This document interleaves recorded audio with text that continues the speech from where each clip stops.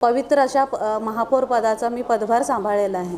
मी माझ्या भाषणात मगाशी परिपूर्ण असं नवी मुंबईच्या विकासाच्या दृष्टीने माझ्या ज्या कल्पना आहेत, संकल्पना आहेत त्यांच्याविषयी सांगितलं।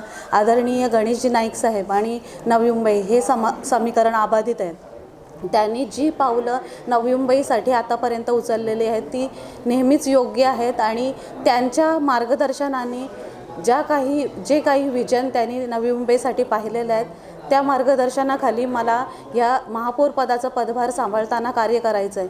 मी एक सुशिक्षित M.Com शिकलेली महिला आहे।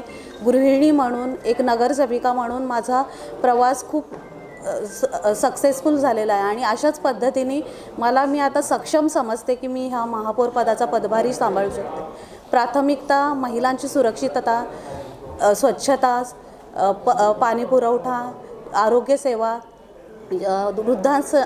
ज्येष्ठ नागरिकांसाठी सुविधा, अशा बऱ्याच प्राथमिक स्वरूपातल्या गोष्टी आहेत ज्या प्रामुख्याने परिपूर्ण करण्याचा माझा आणि समवेत उपमहापौर साहेबांचा नवी मुंबईसाठी ध्येय असणार आहे। प्रशासन सामान्य नागरिकांच्या सूचना ऐकून पारदर्शक, संवेदनशील आणि गतिमान होईल ह्यासाठी आम्ही प्रयत्न करणार आहोत। आव्हान तर प्रत्येक क्षेत्रात असतंच, कारण हा 5 वर्षाचा बॅकलॉग जो आहे, पण आमचे नेते गणेशजी नाईक साहेब हे प्रत्येक आठवड्याला, प्रत्येक भेटीमध्ये महानगरपालिकेमध्ये आयुक्तांसमोर बसून नवी मुंबईच्या विकासासाठी त्यांनी उपाययोजना केलेल्या आहेत।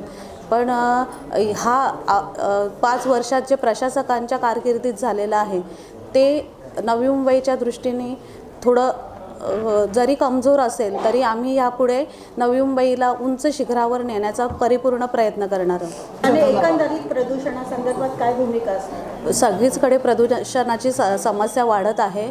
पर्यावरणाचा समतोल राखणे, जास्तीत जास्त वृक्षारोपण ह्यावर भर देणे आणि आत्ता मी हा पदभार सांभाळलेला आहे या डिपार्टमेंटशी मी कोऑर्डिनेट करेन आणि ह्याच्याविषयी काय उपाययोजना करता येतील ह्यांचं त्यांच्याशी मी डिस्कस करेन आणि लवकरच 1 महिन्याचा वेळ द्या मला, त्याच्यानंतर मी तुम्हाला ह्याच्याविषयी आम्ही काय उपाययोजना आखणार आहोत या संदर्भात मी तुम्हाला परिपूर्ण माहिती देईन।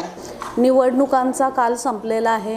प्रत्येक प्रभागातून जनतेने प्रत्येक सदस्य निवडून दिलेले आहे।